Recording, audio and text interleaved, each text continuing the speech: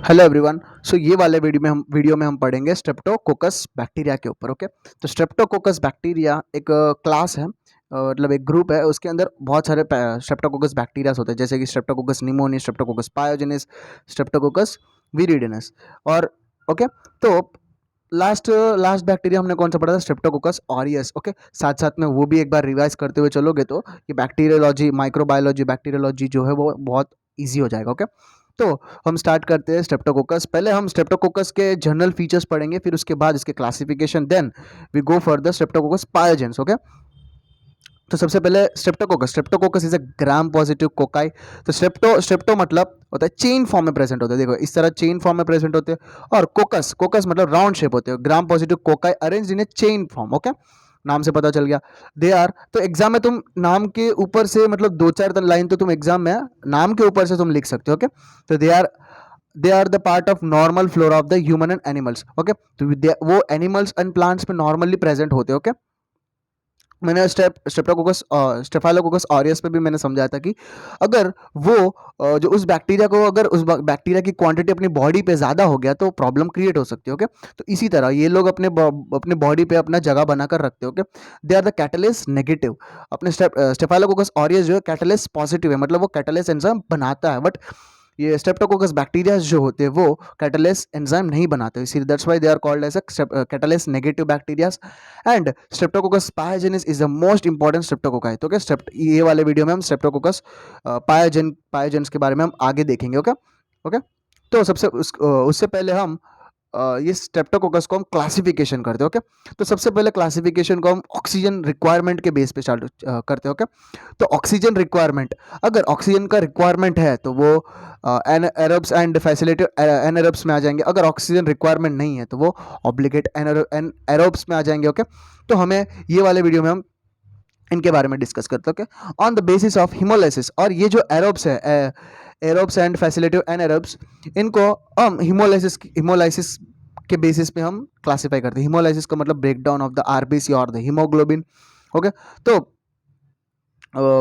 ये जो हिमोलाइसिस जो है वो आगे हमें देखने को मिलेगा। जितने भी स्ट्रेप्टोकोकस बैक्टीरिया के बारे में हम डिस्कस करेंगे ना, उसमें जो हिमोलाइसिस जो है वो वर्ड बार बार आता जाएगा। ओके, तो streptococcus bacterias are classified on the basis of haemolysis. तो हिमोलाइसिस में तीन टाइप ऑफ हिमोलाइसिस है। Okay, alpha haemolysis, beta haemolysis and gamma haemolysis. Okay, तो अल्फा हिमोलाइसिस के बारे में हम देखते हैं। Alpha haemolysis are the partial, इसमें अल्फा हिमोलाइसिस मतलब पार्शियल हिमोलाइसिस, मतलब थोड़ा बहुत हिमोलाइसिस होता है। एंड बीटा में कंप्लीट हिमोलाइसिस, इसमें कंप्लीट हिमोलाइसिस हमें देखने को मिलता है। एंड गामा हिमोलाइसिस में, इसमें हिमोलाइसिस नाम की कोई चीज़ देखने को नहीं मिलती। ओके, एंड अल्फा हिमोलाइसिस में क्या होता है? Partial haemolysis. पार्शियल हिमोलाइसिस, ये बैक्टीरिया जो है पार्शियल हिमोलाइसिस, इसमें हिमोलाइसिस करने के कुछ ऐसे टॉक्सिन्स प्रेजेंट होते हैं जिसकी वजह से जो है वो हिमोलाइसिस देखने को मिलता है। तो इसमें पार्शियल मतलब थोड़ा बहुत हिमोलाइसिस जो है देखने को मिलता है। ओके, तो ये हिमोलाइसिस करके produce a greenish discolouration. Okay, जब हम स्ट्रेप्टोकोकस निमोनी पढ़ेंगे उसमें हम देखेंगे produce a greenish discolouration with partial haemolysis around the colonies. जो ब्लड अगर में कॉलोनीज, ब्लड अगर कल्चर में हम स्ट्रेप्टोकोकस निमोनी या स्ट्रेप्टोकोकस विरिडेंस को डाल देंगे तो वो उस हिमोलाइसिस कैसे पार्शियल हिमोलाइसिस करेंगे। और कौन सा कलर साथ में डिस्कलरेशन दिखने को मिला? Greenish discolouration. ओके, तो ये ग्रीनिश डिस्कलरेशन बहुत इंपॉर्टेंट है। और पार्शियल हिमोलाइसिस में दो बैक्टीरियाज आते हैं, एक तो स्ट्रेप्टोकोकस विरिडिनस एंड स्ट्रेप्टोकोकस निमोनी। हम तो स्ट्रेप्टोकोकस निमोनी भी पढ़ना है, बहुत इंपॉर्टेंट निमोनिया का। ओके, कम्युनिटी अक्वायर्ड निमोनिया में ये स्ट्रेप्टोकोकस निमोनिया का सबसे बड़ा हाथ होता है। एंड स्ट्रेप्टोकोकस विरिडिनस अगर रिक्वायरमेंट रही तो ये वाले बैक्टीरिया पे भी हम अच्छे से डिस्कस कर लेंगे अलग वीडियो बनाकर। ओके, तो next one is beta haemolysis, मतलब कंप्लीट हिमोलाइसिस में जो हिमोलाइसिस में पार्शियल दिखता था जिसकी वजह से ग्रीनिश डिस्कलरेशन होता था, बट बीटा हिमोलाइसिस में कंप्लीट हिमोलाइसिस। तो इसमें देखते क्या होता है? Produce clear colourless zone. तो पूरा हिमोलाइसिस होता है तो क्या होता है कि क्लियर एंड कलरलेस जोन। तो ब्लड अगर कल्चर में उसमें हम ये बीटा हिमोलाइसिस बैक्टीरिया जैसे कि स्ट्रेप्टोकोकस पायोजेनिस जो हम आगे डिस्कस करने वाले हैं, उस बैक्टीरिया को रख देंगे तो वो produce clear and colourless zone, एक कलरलेस जोन को बना देंगे क्योंकि वो कंप्लीट हिमोलाइसिस करते हैं मोस्ट ऑफ द स्ट्रेप्टोकोकाई। और ये बीटा हिमोलाइसिस के अंदर जो स्ट्रेप्टोकोकस आते हैं, इसमें बहुत सारे नंबर ऑफ स्ट्रेप्टोकोकस प्रेजेंट होते हैं, मतलब तकरीबन 20 स्ट्रेप्टोकोकस इसमें प्रेजेंट होते हैं, 20 ग्रुप्स प्रेजेंट होते हैं। ओके, ग्रुप इनको ग्रुप ए से ग्रुप वी तक जो है क्लासीफाई करके रखा है। तो हमें हमें सबसे इंपॉर्टेंट जो है वो हमेशा ग्रुप ए का बैक्टीरिया, तो किसको हम ग्रुप ए स्ट्रेप्टोकोकस पायोजेन भी बोलते हैं। ओके, क्या बोलते हैं, ग्रुप है स्ट्रेप्टोकोकस पायोजेन भी बोलते हैं। ओके, तो ये वाले वीडियो में हम इसके बारे में बात करने वाले हैं। And the third one is the gamma haemolysis. में हिमोलाइसिस नाम की कोई चीज़ देखने को मिलता ही नहीं है। Include mostly the fecal streptococci. Okay, जो स्ट्रेप्टोकोका जो फीकल स्ट्रेप्टोकोका इसमें इंक्लूडेड होते हैं, जैसे कि एंटेरोकोकस। ओके, एंटेरोकोकस भी मोस्ट इंपॉर्टेंट बैक्टीरिया है। तो इसमें जो ये चार्ट में जो है, जैसे कि streptococcus pneumoniae, streptococcus pyogenes and enterococcus, these are the most important bacteria for exam point of view, at the same time the clinical point of view. Okay, तो हम स्टार्ट करते हैं स्ट्रेप्टोकोकस पायोजेनिस। ओके ओके, तो streptococcus pyogenes, तो नाम से पता चल रहा है, strepto means chain, coccus means round shaped and pyo means pyogenes. Pyogenes, pyo को भी तोड़ दो, पायो मींस पस and genes means forming, formation. तो पस फॉर्मिंग, ये क्या, स्ट्रेप्टोकोकस ऐसे बैक्टीरिया होते हैं जो पस बनाते हैं। ओके, क्या बनाते हैं, पस बनाते हैं। ये एक बहुत इंटरेस्टिंग बैक्टीरिया है। देखो मैं आगे आगे जैसे जैसे पढ़ते जाओगे वैसे वैसे तुम्हें समझ आएगा कि ये क्यों इतना इंटरेस्टिंग बनाता है बैक्टीरिया। ओके, तो it is a grouped under, ये तो तुम्हें नाम से ही नाम से पता चल गया, पायो मींस पस, पस का पस फॉर्मेशन जो है करते हो। Okay, it is grouped under Lancefield group A. तो ये मैंने बोला ना, लैंसफील्ड जो एक अमेरिकन माइक्रोबायोलॉजिस्ट है, जो इस क्लासिफिकेशन को, जो मैंने अभी क्लासिफिकेशन बनाया, उस क्लासिफिकेशन को उसने किया है। तो ये ग्रुप ए के अंदर आते हैं। ओके, तो also called as group A strept. Okay, इसे हम गैस के नाम से भी जानते हैं, ग्रुप ए स्ट्रेप्ट, स्ट्रेप्टोकोकस के नाम से भी, जिसको हम गैस GAS से भी जानते हैं। Associated with variety of superlative infection. Superlative, ये सुपरेटिव अभी मैंने बोला था पस फॉर्मिंग, फर्स्ट जहां पे सुपरेटिव इन्फेक्शन मतलब ऐसे इन्फेक्शन जिसमें पस फॉर्मेशन देखने को मिलता है। ओके, तो सुपरेटिव इन्फेक्शंस में ये हमें बैक्टीरिया हमें देखने को मिलते हैं। इनका अगर ये बैक्टीरिया जो इन्फेक्ट करेगा तो वो हमें सुपरेटिव इन्फेक्शन देखने को मिलेगा, पस फॉर्मेशन देखने को मिलेगा।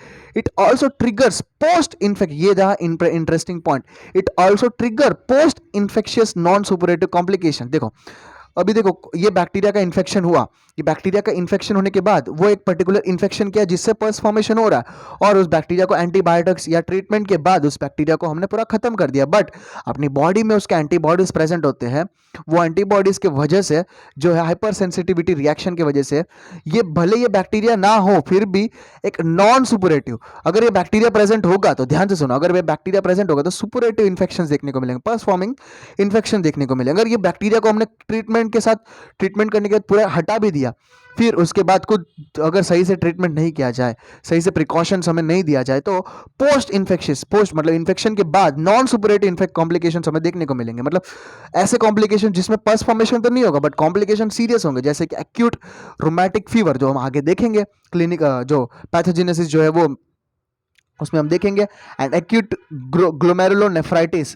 Okay, these are the most important point, ये बैक्टीरिया का मोस्ट इंपॉर्टेंट पॉइंट है। देखो वापस मैं समझाता हूँ, अगर ये बैक्टीरिया इन्फेक्ट करेंगे, अगर ये बैक्टीरिया इन्फेक्ट करेंगे तो सुपरेटिव इन्फेक्शन हमें देखने को, pus formation infection, pus formation देखने को मिलेगा। बट अगर ये इन्फेक्शन हमें ट्रीटमेंट देने के बाद ये बैक्टीरिया को पूरा हटा दिया, फिर भी ये बैक्टीरिया हटने के बाद भी, ये बैक्टीरिया हटाने के अपने बॉडी में इसके एंटीबॉडीज तो प्रेजेंट होंगे। ओके, ये ऐसा क्यों होता है, मतलब ट्रीटमेंट इसको पूरा हटाने के बाद भी ये हमें post infectious non superlative complications क्यों देखने को मिलते हैं, वो हम आगे देखेंगे। ओके, तो कौन से कॉम्प्लिकेशंस देखने को मिलेंगे, acute rheumatic fever and acute glomerulonephritis हमें देखने को मिलते हैं। ओके ओके, चलो नेक्स्ट आगे बढ़ते हैं। Streptococcus pyogenes, Streptococcus pyogenes has a thick peptidoglycan. Okay, तो ये ग्राम पॉजिटिव है तो इसका थिक पेप्टिडोग्लाइकन होगा, और पर्पल डाई को ये खींच लेगा और ये ग्राम स्टेन्ड ग्राम पॉजिटिव होता है। ओके, ये जो नॉन मोटाइल होता है, ये इसके ऊपर हम डायरेक्ट आगे बढ़ते हैं। ओके, नॉन मोटाइल मतलब नॉन फॉर्म स्पोर, कोई फॉर्मेशन निकलता। They are the facilitative aerobes, मतलब survive in both aerobic and anaerobic environment facilitative aerobes होते हैं and they are the catalyst negative, वो मैंने बता दिया था। स्ट्रेप्टोकोकस, जो भी स्ट्रेप्टोकोकस के बैक्टीरिया सारे कैटलिस्ट नेगेटिव होते हैं, सारे देखो सारे स्ट्रेप्टोकोकस जितने भी बैक्टीरियाज होते हैं वो राउंड शेप्ड होते हैं, चेन के फॉर्म में प्रेजेंट होते हैं या पेयर्स के फॉर्म में प्रेजेंट होते हैं, और वो ग्राम पॉजिटिव बैक्टीरियाज होते हैं and they are catalase negative bacterias and they are the non motile and non spore forming bacterias. तो स्ट्रेप्टोकोकस जब भी तुम पढ़ोगे इतना तो तुम्हें पता होना जरूरी है, okay. And streptococcus pyogenes is a pyrrolid pyrro pyrrolidonyl aryl amidase positive होते हैं, ओके। तो ये एक ऐसा एंजाइम प्रोड्यूस करते हैं because it produces L pyrrolidonyl aryl amidase, ये एंजाइम जो है वो बनाते हैं, ओके। तो देखते हैं ये इस बेसिस पे हम लैब डायग्नोसिस का देखो कुछ एंजाइम्स जो है बैक्टीरियाज बनाते हैं, उस वो एंजाइम्स के वजह से हम लैब डायग्नोसिस में वो हमें हेल्प करते हैं, ओके। तो सैंपल ऑफ बैक्टीरिया, ये स्ट्रेप्टोकोकस पायोजेंस का सैंपल लिया है और उसमें हम क्या ऐड किए, पायरोलिडोनिल बीटा नेप्थेलेमाइड ये हम ऐड किए, ओके। ये जैसे ही ऐड किया तो अपना बैक्टीरिया क्या प्रोड्यूस करता है, एल पायरोलिडोनिल अराइल अमाइडेस प्रोड्यूस करता है, पायरोलिडोनिल अराइल अमाइडेस हाइड्रोलाइसिस। तो ये क्या करता है, ये बैक्टीरिया देखो ये बैक्टीरिया बनाता है, ये इसको हाइड्रोलाइज कर देगा, हाइड्रोलाइज करके पायरोलिडोनिल बीटा नेप्थेलेमाइड इनटू इसको किस में कन्वर्ट कर देगा, ये जो बैक्टीरिया जो है वो ये एंजाइम बनाता है, एल पायरोलिडोनिल अराइल अमाइडेस बनाता है। ये एंजाइम क्या करता है, जैसे ही हम बैक्टीरिया में पायरोलिडोनिल बीटा नेफ्थेलेमाइड डाल देंगे तो ये एंजाइम इसको हाइड्रोलाइज कर देगा इनटू बीटा नेफ्थेलेमाइड, ओके। और ये बीटा नेफ्थेलाइड में हम एन मिथाइलामाइन हम डाल देंगे तो ये resulting in the bright red colour, एक ब्राइट रेड कलर हमें देखने को मिलेगा। इससे हमें पता चलता है कि ये एक स्ट्रेप्टोकोकस पायोजन बैक्टीरिया है, ओके। आई होप तुम्हें ये चीज़ समझ आ गया होगा। हम आगे बढ़ते हैं। दिस कन्फर्म्स दैट, तो ये आगे पीछे के जो हमने देखा था, this confirms that the strept pyogenes are the pyrrolidonyl amidase positive. Important point है जो हम लैब डायग्नोसिस, देखो जब पहले डिस्कस होंगे ना वही चीज़, देखो बैक्टीरिया का तुम्हें थोड़ा थोड़ा पता भी होगा ना, उसका तुम लैब डायग्नोसिस एंड उसके कुछ कुछ क्लिनिकल फीचर्स भी तुम्हें याद होगा तो भी तुम डायग्नोसिस इजीली कर सकते हो, ओके। लैब डायग्नोसिस तुम इजीली लिख सकते हो, एक चीज़ के ऊपर एक डिपेंडेंट होता है, ओके ओके। तो ये these are the pyrrolidonyl aryl amidase positive होते हैं, ओके। इंपॉर्टेंट पॉइंट है इन कल्टिवेटेड मीडियम, ओके। मैंने बताया था ब्लड अगर में स्ट्रेप्टोकोकस कॉलोनी इज कॉल्ड, मैंने बोला था कि बीटा हिमोलाइसिस, ये these are the beta haemolysis मतलब कंप्लीट हिमोलाइसिस करते हैं, ओके। क्योंकि इनके पास, मैंने बोला था इनके पास कुछ ऐसे टॉक्सिन्स होते हैं जो आरबीसी को तोड़ कर उसके हीमोग्लोबिन को हिमोलाइसिस करवा देते हैं, ओके। जैसे कि टॉक्सिन स्ट्रेप्टोलाइसिन जो है एक ऐसा टॉक्सिन है जो कंप्लीट हिमोलाइसिस करवाता है। It hydrolyses haemoglobin into transparent yellow by products, okay. याद रखो ट्रांसपेरेंट येलो बाय प्रोडक्ट्स में ये हाइड्रोलाइज करते हैं हीमोग्लोबिन को। But how to differentiate, okay. तो बीटा हिमोलाइसिस होता है ब्लड अगर इसको बैक्टीरिया को डाल देंगे तो वो कंप्लीट हिमोलाइसिस हमें देखने को मिलता है, क्लियर ट्रांसपेरेंट थिंग हमें देखने को मिलता है, ओके ओके। बट अब एक क्वेश्चन है, तो स्ट्रेप्टोकोकस क्लासिफिकेशन में बीटा हिमोलाइसिस मतलब कंप्लीट हिमोलाइसिस में 20 ग्रुप्स है, ओके। 20 ग्रुप्स में से ग्रुप ए में स्ट्रेप्टोकोकस पायोजेनिस आता है और ग्रुप बी में ऐसे बहुत सारे ग्रुप वी तक 20 ग्रुप्स है, ओके। 20 ग्रुप्स में एक और बैक्टीरिया होता है जो इंपॉर्टेंट है, स्ट्रेप्ट एगेलेक्टेस, ओके, एगेलेक्टेस, ओके। तो वो हम तो ये स्ट्रेप्टोकोकस पायोजन और स्ट्रेप्टोकोकस एगेलेक्टेस मतलब बाकी बैक्टीरिया से हम इसको कैसे डिफरेंशिएट करेंगे, ओके। लैब डायग्नोसिस में ये भी इंपॉर्टेंट है। बेसिट्रासिन, ओके, बेसिट्रेसिन ये एक ऐसा केमिकल है जो हम ऐड करते हैं, तो ये जो स्ट्रेप्टोकोकस पायोजेंस जो होते हैं वो बेसिट्रेसिन पॉजिटिव होते हैं, ओके, सेंसिटिव होते हैं, ओके। कॉलोनीज जैसे ही हम ब्लड अगर में हम बीटा हिमोलाइसिस कर दिया है, फिर ब्लड अगर में हम इस बेसिट्रेसिन को हम डाल देंगे तो ये स्ट्रेप्टोकोकस पायोजेंस जो है सेंसिटिव होते हैं, तो वो ये जो तुरंत ही ये बेसिट्रेसिन डालते ये स्ट्रेप्टोकोकस पायोजेंस जो है वो मर जाएंगे, ओके।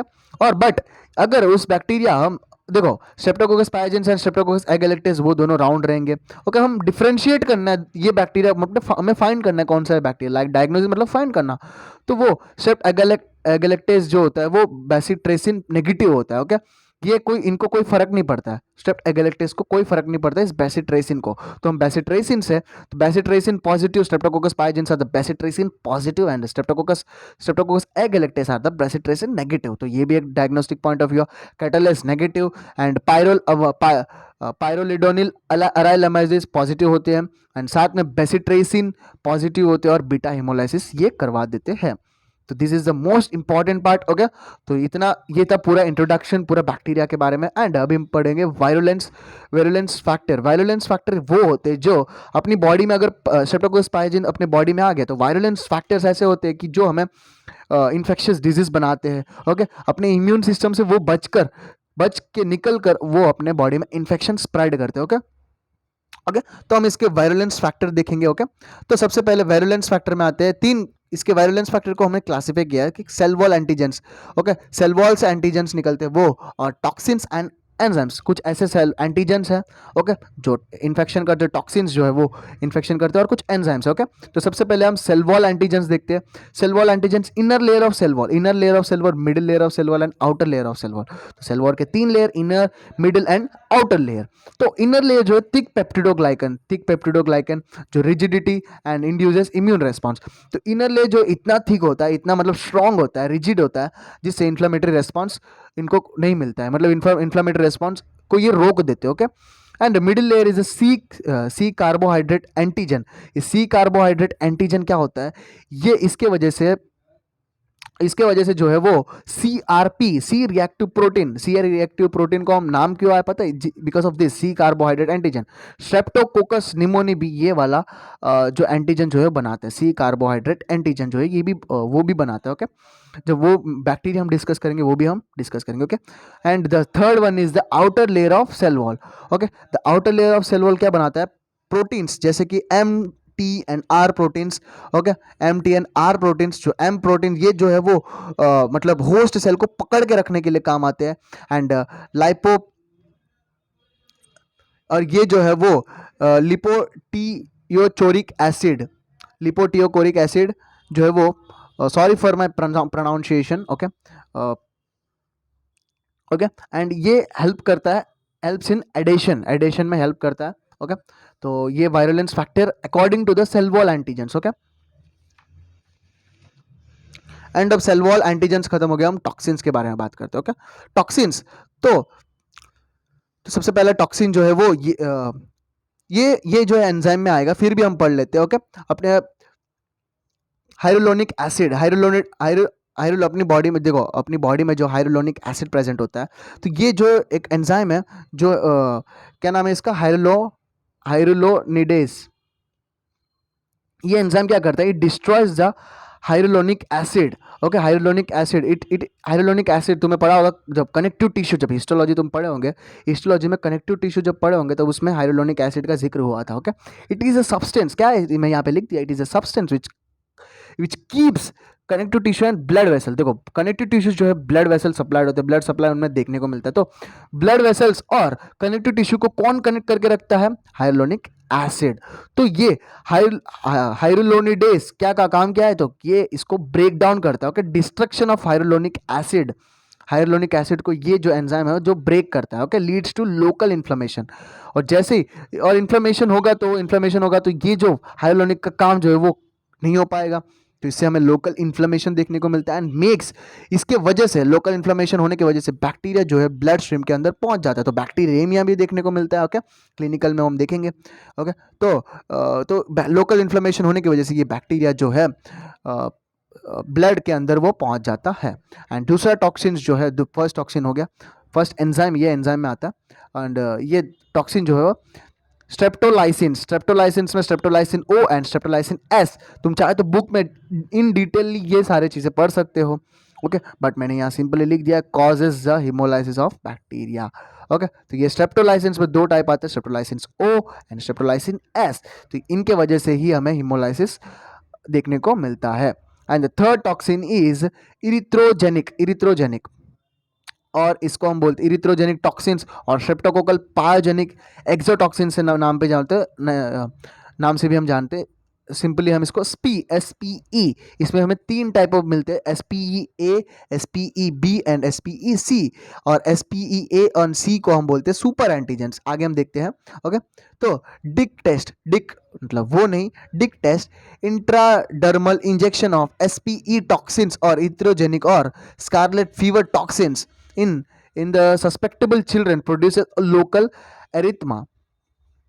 ओके, किसी को, कोई चिल्ड्रन को स्कारलेट फीवर है, हमें हमें डायग्नोस करना है कि उसे स्कारलेट फीवर है कि नहीं, तो ये डिक टेस्ट है, हमें पता चल जाएगा कि ये स्पी टॉक्सिन जो है वो, जिसको हम इरिथ्रोजेनिक टॉक्सिन के नाम से भी जानते हैं, स्कारलेट फीवर टॉक्सिन से भी जानते हैं, इसे इंट्राडर्मली हम इंजेक्शन देंगे तो वो तुरंत ही लोकल इरिथमा देखने को मिलेगा। उससे हमें पता, अगर लोकल इरिथमा देखने को मिला है तो उससे हमें पता चल जाएगा कि इस पर्सन को इस बैक्टीरिया का इन्फेक्शन हुआ है and this leads to the scarlet fever. Okay, scarlet fever हुआ है। ओके, एंड यहाँ पे टॉक्सिन्स खत्म होते हैं। कौन से टॉक्सिन?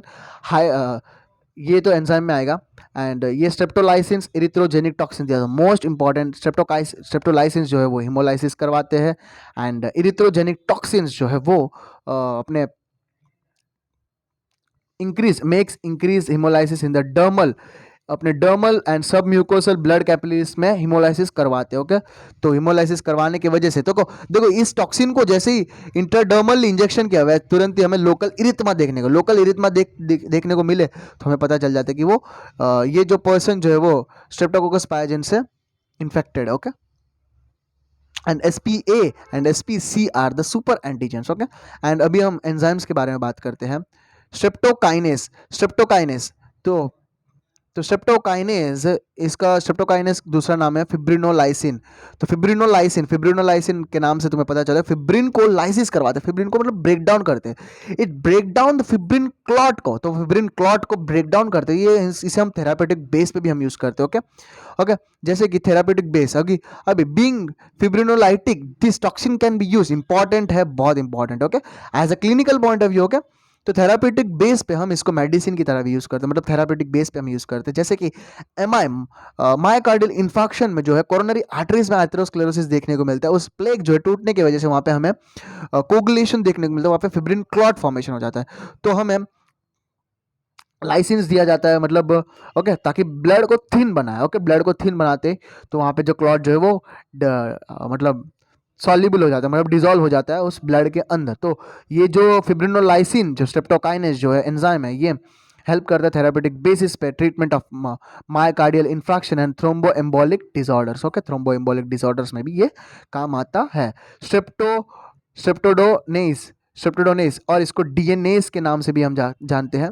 इसका काम क्या? It breaks the DNA, DNase मतलब डीएनए को ब्रेक करता है, help in liquefying the pus containing large amount of DNA derived from the nuclei of the necrotic cells and may be responsible for the serous nature of the streptococcal exudates. Okay, अब देखो कोई infection हुआ है, streptococcal pyogenes की वजह से कोई infection हुआ है, इन्फेक्शन का मतलब कोई इन्फेक्शन हुआ है तो ऑब्वियसली ये पस फॉर्मिंग है, पस फॉर्म हो रहा है, मतलब एक थिक, जब स्ट्रेप्टोकोकस पायोजेनिस का इन्फेक्शन होता है वो एकदम एकदम थिन, मतलब सीरस फॉर्म, देखो सीरस नेचर का निकलता है। क्यों सीरस नेचर का निकलता है? बिकॉज सीरस नेचर का इसीलिए निकलता है क्योंकि उसमें डीएनए स्ट्रेप्टोडोनेज एंजाइम जो है उसमें प्रेजेंट होता है। ओके, इसका काम क्या होता है कि जो नेक्रोटाइजिंग सेल्स के अंदर न्यूक्लियस होता है, उस न्यूक्लियस का डीएनए को वो ब्रेक डाउन करते हैं, न्यूक्लियस के डीएनए को जल्दी जल्दी ब्रेक डाउन करने से जो वो पस फॉर्मिंग, जो थिक पस जो है वो भी सीरस नेचर में बदल जाता है। ओके, तो these are the two important enzymes. The third one is ये जो एंजाइम वो हम वहाँ पीछे देखेंगे। और डीएनए का भी थेरापेटिक यूज है, it is also use in liquify the thick exudates in empyema cases. Okay, empyema cases में भी हमें ये जो थेरापेटिक यूज हम देखते हैं ताकि वो थिक एक्सीड्यूस, थिक पस जो निकल रहा है उसको हम थिन कर सके। ओके, सीरियस फॉर्म में कर सके। Okay, and the third one is hyal, इसका कन्वर्जेशन, इसका क्या बोलते हैं, सही से बोलने को ही नहीं हो रहा है। ओके, तो ये एंजाइम, तो ये तुम पढ़ लो।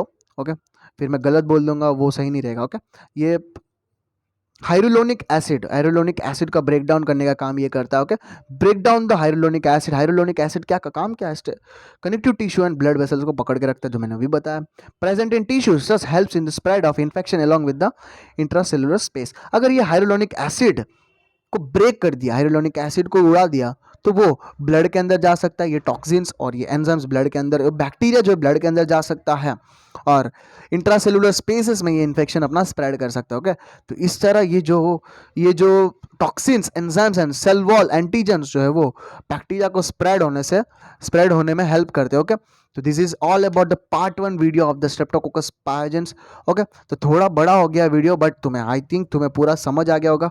ये वीडियो खत्म होने के बाद पार्ट 2 वीडियो आएगा ऑब्वियसली, तो साथ में तुम एक बुक से भी रीड करो, तुम्हारा क्लैरिटी, कंसेप्चुअल क्लैरिटी और इंक्रीज हो जाएगा। Okay, thank you.